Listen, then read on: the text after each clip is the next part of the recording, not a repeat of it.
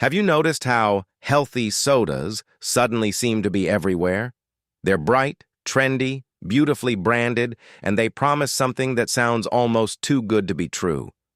Better digestion, less sugar, a happier gut.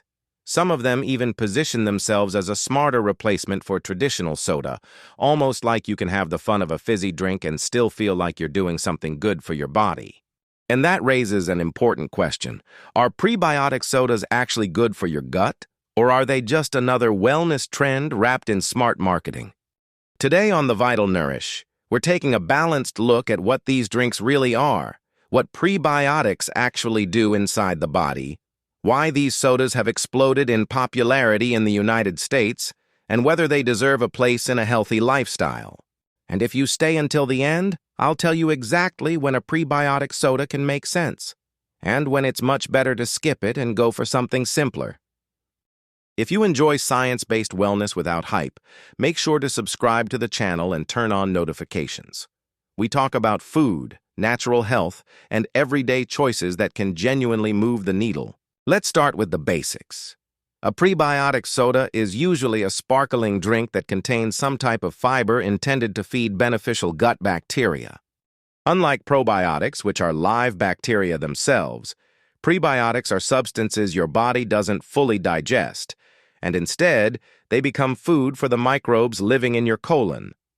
Cleveland Clinic describes prebiotics as compounds that help feed beneficial gut bacteria, while probiotics are the live microorganisms themselves. That distinction matters because a lot of people hear the words prebiotic and probiotic and assume they mean the same thing. They don't. A probiotic is like introducing new workers into the system. A prebiotic is like feeding the workers already there so they can do their job better. And that's one reason prebiotic sodas sound so appealing. The idea is simple. Drink something fizzy and enjoyable, and at the same time, support your microbiome. It's a strong message, and right now it's landing. Functional beverages are one of the fastest-growing categories in the wellness market, with gut health, fiber, hydration, and energy standing out as major consumer interests. Beverage industry reporting this year has highlighted gut health sodas as one of the major spaces driving that momentum, with big mainstream companies moving into the category as it grows. So yes, these drinks are popular for a reason, but popularity is not the same as proof. To understand whether they really help, we need to ask a more honest question. What does your gut actually need? Your gut microbiome thrives on variety, fiber, and consistency.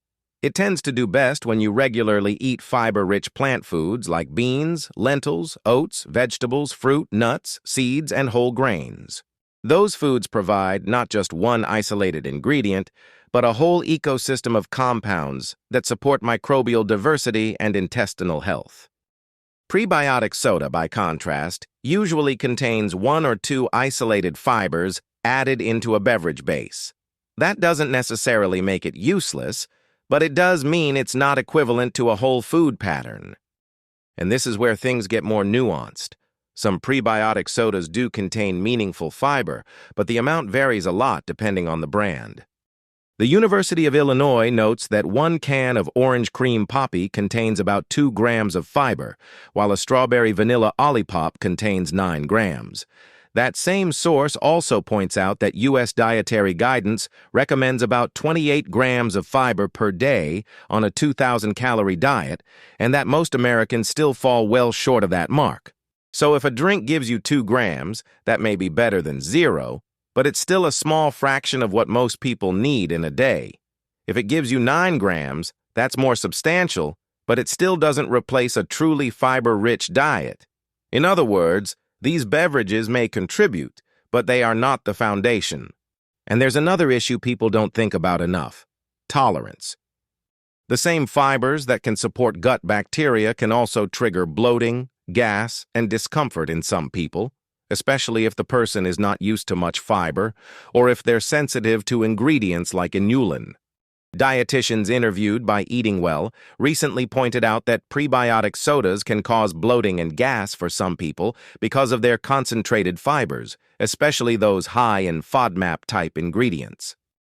That means a product marketed as gut-healthy might actually make certain people feel worse, not better.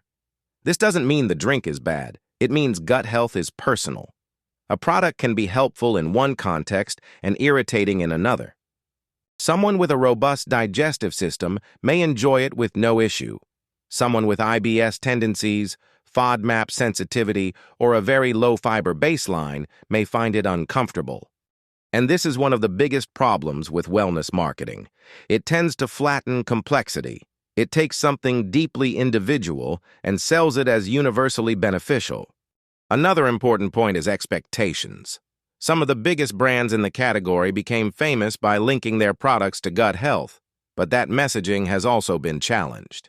Eating Well reported on Poppy's class action settlement over claims that its gut-healthy marketing was misleading, noting arguments that 2 grams of fiber per can was not enough to meaningfully support gut health on its own. The article also noted that experts still viewed the drink as a potentially reasonable lower-sugar alternative to regular soda, just not a true substitute for a fiber-rich diet. And honestly, that's probably the most balanced way to look at it. A prebiotic soda may be a better choice than a standard sugary soda for some people. It may help someone reduce their sugar intake. It may offer a little added fiber. It may even be a useful bridge product for people trying to move from ultra-processed habits toward better ones. But that is very different from saying it will heal your gut. The broader evidence on functional beverages supports that cautious view.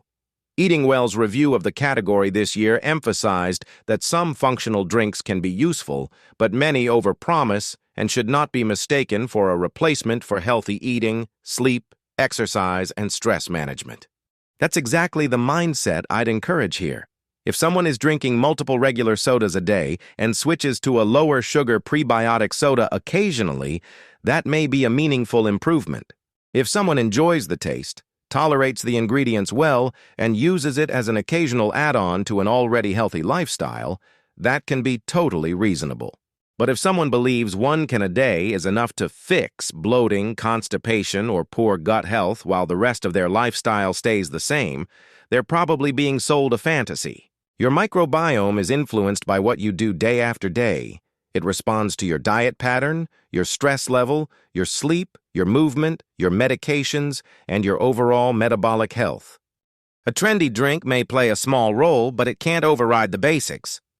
And this is where I think the conversation becomes really useful. Because prebiotic soda can be reframed in a healthier way. Instead of asking, "Is this magic for my gut?" Ask, "Compared to what?" Compared to regular soda, a lower-sugar prebiotic soda may be an upgrade for some people.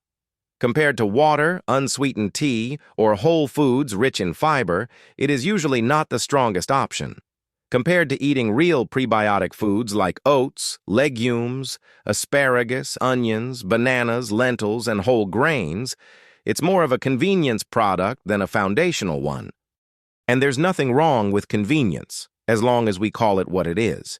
In fact, one reason these drinks are so successful is that they solve a behavior problem, not just a nutrition problem.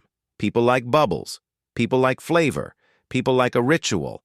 And when a product makes a healthier choice feel enjoyable, that matters. Health is not only about nutrients, it's also about adherence. Sometimes a better option works because it is realistic, not because it is perfect. So if you enjoy prebiotic soda and it helps you avoid drinking something much higher in sugar, that may be a win. But if you're using it as a substitute for actually eating fiber-rich foods, that's where the illusion begins. If you want to support your gut in a deeper, more reliable way, the first place to start is still your plate. More variety in plant foods, more naturally occurring fiber, more fermented foods if you tolerate them, more consistency in how you eat. The exciting truth is that gut health usually doesn't begin in a can. It begins in patterns. So, are prebiotic sodas gut health or just marketing? The honest answer is somewhere in the middle. They're not meaningless. They may offer some fiber and may help some people reduce sugar compared with conventional soda, but they are not a shortcut to a healthy microbiome, and they are definitely not a replacement for a fiber-rich lifestyle. In some people, they may even cause digestive discomfort, especially when consumed too often or without enough dietary context. So the best way to think about them is this: not miracle, not poison, not cure, not scam. Just a product that can be helpful in the right context, but only if you understand its limits. If this video helped you think more clearly about the trend, let me know in the comments. Have you tried prebiotic soda? Did it actually make you feel better, or did it leave you bloated and disappointed? I'd genuinely love to hear your experience. And if you enjoy grounded, evidence-informed wellness content, give this video a like, subscribe to the Vital Nourish, and I'll see you in the next one.